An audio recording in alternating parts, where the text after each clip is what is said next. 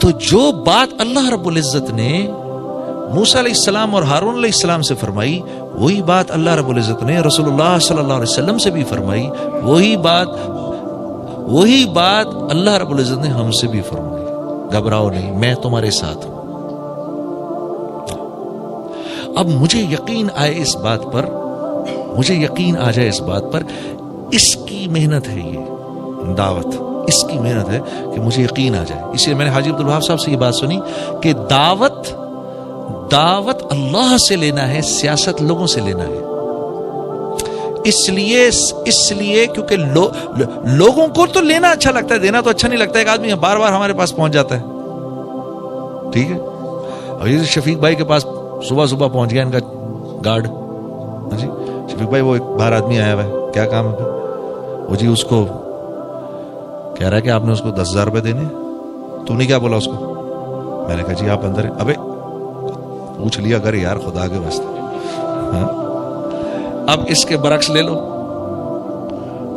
Guard نے آگے کہا سر وہ شفیق بھائی وہ باہر آدمی کھڑا ہوا ہے، کیا کرنا ہے؟ وہ کہہ رہا ہے اس نے آپ کو کچھ پیسے دینے 10,000۔ کہاں ہے وہ؟ باہر کھڑا ہے۔ ابے پاگل اندر لاؤ یار، تم کس جاہل لوگ ہیں یار، یہ انسانی فطرت ہے، ہم سب ایسے ہیں۔ شفیق بھائی کو تو میں نے ایسی بیچ میں لپیٹ دیا، یہ ہم سب ایسے ہیں، لینا اچھا لگتا ہے، دینا اچھا نہیں لگتا۔ تو یہ سیاسی لوگ ہم سے لینے آتے ہیں، اس لیے ہم ان سے فطرتاً نفرت کرتے ہیں، یہ ہمیں فطرتاً ہمیں برے لگتے ہیں، بیچارہ کچھ بھی کر دے ہمیں برا لگتا ہے۔ لیکن کبھی کبھار میں سوچتا ہوں یا اللہ اگر یہ اتنے ہی برے ہیں تو ان کو حکومتیں کیوں دے دیتا ہے؟ ایسی ایک میرے بات ذہن میں آتی ہے، کیونکہ یہ ایک ایسا کام کرتے ہیں جو ہم نہیں کرتے، ایک ایسا بڑا کام کرتے ہیں، یہ ایسا اللہ کی نظر میں ایک ایسا بڑا کام کرتے ہیں جو ہم نہیں کرتے۔ وہ کیا ہے؟ یہ اپنا وقت اللہ کی مخلوق کو دیتے ہیں، بیٹھے رہتے ہیں لوگوں کے سامنے۔ آپ عام طور پہ لوگوں سے بات کرو نا، ہر انسان خلوت پسند ہوتا ہے، ہر انسان کی طبیعت میں ہوتا ہے، یا میرا دل کر رہا ہے یار، میرا جنید صاحب میرا تو دل کرتا ہے بس یار، میرا تو کسی سے ملنے کو دل ہی نہیں کرتا۔ ارے بھائی یہ تو ایک اکیلا نہیں، سب ایسے ہیں، کوئی خاص کوئی اپنی نہیں بتا رہا ہمیں، کوئی اپنا کو کوالٹی سمجھا رہا۔ ہر انسان ایسا، ہر انسان کو خلوت چاہیے، ہر انسان کو اکیلا پن چاہیے، ہر انسان کا دل کرتا ہے میں اکیلے بیٹھوں ذرا تھوڑی دیر کے لیے۔ لیکن یہ اپنا وقت لوگوں کو دیتے ہیں، یہ جا کے بیٹھ جاتے ہیں بیچ میں جا کے لوگوں کبھی اس کی سن رہے ہیں، کبھی اس کی سن رہے ہیں، کبھی آدمی تھک جاتا ہے مینٹلی۔ دعوت کے کام میں آدمی اتنا تھکتا کیوں ہے؟ کیونکہ ہر وقت لوگوں سے ڈیل کر رہا ہوتا ہے، اور لوگوں سے ڈیل کرنا بہت مشکل کام ہے۔ اسی لیے اللہ رب العزت انبیاء علیہ الصلوۃ والسلام کو عام لوگوں سے کہیں زیادہ طاقت عطا فرمایا کرتے تھے۔ انبیاء کو اونگ نہیں آتی تھی، انبیاء جمائی نہیں لیتے تھے، ہاں کیوں؟ ورنہ کہاں سے ہینڈل کریں، اور ہم نہیں دیکھتے۔ ہم کتنی بار ہم نے سنا ایک آدمی مسجد نبوی میں آیا تو رسول اللہ صلی اللہ علیہ وسلم صحابہ کے ساتھ تشریف فرما تھے، کتنی بار ہم نے یہ بات سنی؟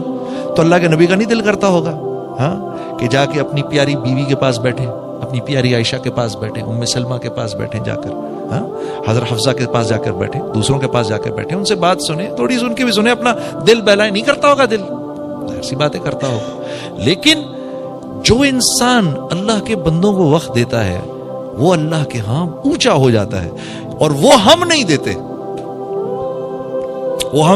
ہم اپنے گھروں میں بیٹھے رہتے، نہیں بھائی میرے پاس ٹائم نہیں ہے، یہ لوگ دے دیتے ہیں، یہ سیاسی لوگ۔ اس لیے میرے دوستوں اللہ پاک کیونکہ کہتے ہیں چلو یہ جیسا بھی ہے کم از کم میرے بندوں کو وقت تو دیتا ہے، اسی کو لے جا کے ان کے سروں پہ رکھو جیسا بھی ہے۔ تو سیاست ہے لوگوں سے لینا، دعوت ہے اللہ سے لینا براہ راست۔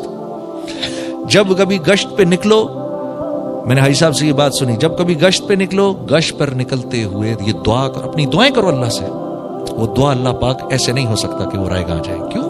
گشت پہ نکل رہے ہیں، گشت پہ جاتے ہوئے جو کام انبیاء کیا کرتے تھے۔ آج کے دور میں کہاں، آج کے دور میں تو انبیاء نہیں ہیں، لیکن آج کے دور میں یہ اونچا کام اللہ رب العزت نے اس امت کو تمغہ امتیاز کے درجے میں دے دیا ہے۔ اس امت کا ہر بچہ دین کا داعی ہے، بچہ دین کا داعی ہے۔ آپ بھول گئے وہ قصہ حسنین کا، رضوان اللہ علیہ مجمعین کا قصہ آپ بھول گئے کہ وہ ایک صحابی کو دیکھا کہ غلط وضو کر رہے ہیں، بڑی عمر کے تھے, اللہ کے نبی صلی اللہ علیہ وسلم کے ساتھیوں میں سے تھے. تو اب آئے دونوں. اب دعوت دیکھو کیسی ہے, یہ کیسی دعوت چل رہی ہے, واہ سبحان اللہ, کیا دعوت چل رہی ہے. چچا جان, ہم دونوں بھائی یہ کہہ رہے ہیں وضو ایسے کرتے ہیں, میں کہہ رہا ہوں وضو ایسے کرتے ہیں. آپ ذرا دیکھ لیں, ہم دونوں وضو کرتے ہیں, وضو کیسے کرتے ہیں, کون صحیح کر رہا ہے.